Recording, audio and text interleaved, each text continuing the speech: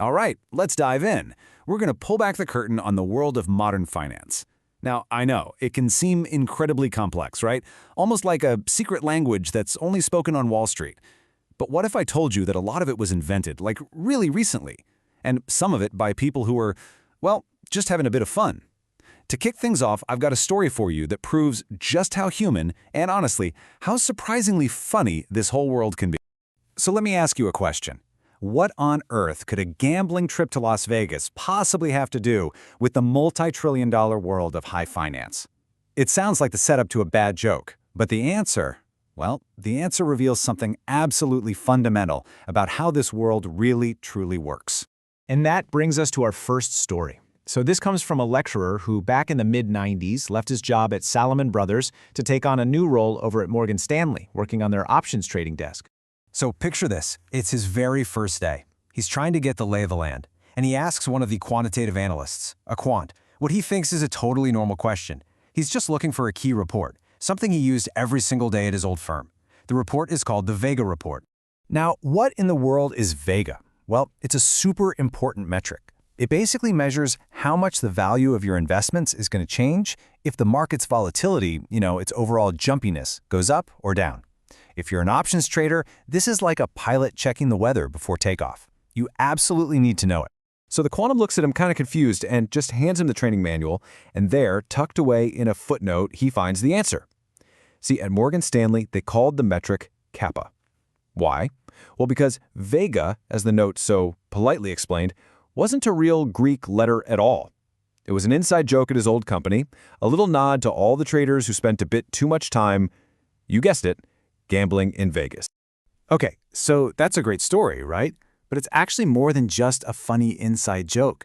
It's this perfect little window into a much bigger truth. This whole sophisticated language of finance, it's not some ancient, rigid science. It's a really new field, and it was built by very real people. And that's the absolute key takeaway here. These complex financial ideas weren't discovered, like the laws of physics, they were invented. People made them up, often on the fly, to solve brand new problems.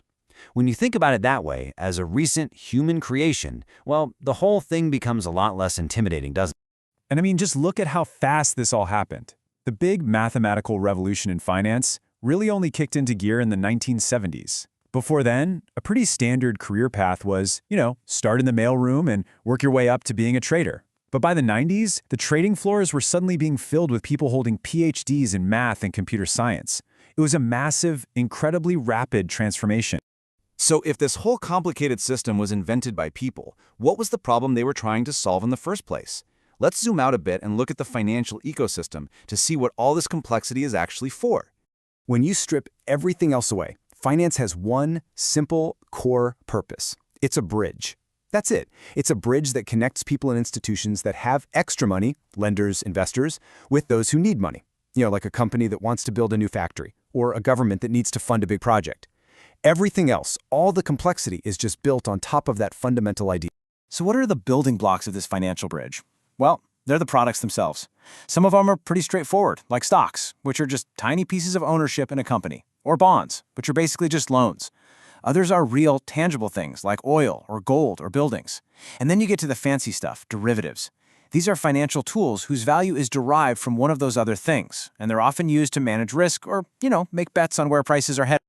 Okay, so we've got the purpose and we've got the products. Now, who are the players actually moving all this stuff around in the market? Let's meet them.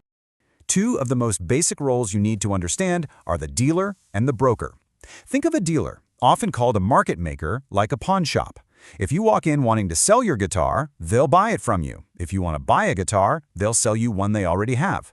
They take on the risk of holding all that inventory, and they make their money on the small price difference, the spread. A broker, on the other hand, is more like a real estate agent. They don't buy your house themselves, they just find someone who wants to buy it, connect you to, and then take a commission for making the introduction. See the difference? And of course, the cast of characters in this ecosystem is huge. You've got your big banks, the giant asset managers who invest our retirement savings. You've got hedge funds making all sorts of speculative bets, insurance companies, governments, corporations trying to raise money, and of course, individual investors like you and me. Every single one of these players has a different goal, a different motivation, but they're all interacting in this one giant marketplace. So with all these different players in the market, what are they all actually doing? I mean, from the outside, it all just looks like trading. But it's really important to know that they're not all playing the same game. There are really three main reasons why anyone makes a financial trade. First up, there's hedging. This isn't about trying to make a profit. It's about getting rid of risk you already have. So, for example, say a U.S. company knows it's getting paid €1 million in 3 months. It might be worried the euro will drop in value by then. So it hedges by locking in a price to sell those euros today, eliminating the uncertainty. Second, there's market making, which we just talked about, those dealers who provide liquidity and profit from the spread. And third, you have proprietary trading.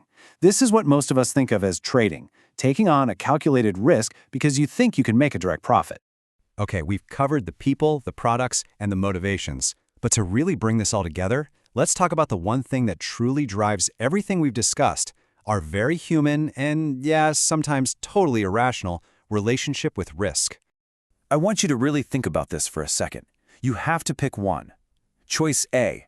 You have an 80% shot at losing $500, but a 20% chance to win $500. Or choice B, you are guaranteed 100% to lose $280. Now, if you do the math, the expected outcome of choice A is actually a loss of $300. That's technically worse than the guaranteed loss in B. So, which one do you pick? Which one feels better? Okay. Now let's flip it around. Same numbers, but we're going to frame it differently. Choice A, an 80% chance to win $500, 20% chance to lose $500. Or choice B, a guaranteed sure thing win of $280. Here, the math says choice A has an expected gain of $300, which is better than the sure thing. So, what's your gut tell you? And here's what's so fascinating. A lot of people switch their preference. In the first scenario, the loss scenario, many people choose B. They take the certain, smaller loss to avoid the chance of a bigger one. But when it's framed as a gain, suddenly they become risk takers. They go for A, gambling for the bigger prize. This psychological quirk is called risk aversion, and it proves a really simple point. We often hate losing way more than we love winning. And that just brings it all full circle, doesn't it? For all of its complex math, all of its jargon, modern finance is still driven by us, by human psychology. The fear of a loss, the excitement of a potential gain, even an inside joke about a trip to Vegas. It's all baked into the system.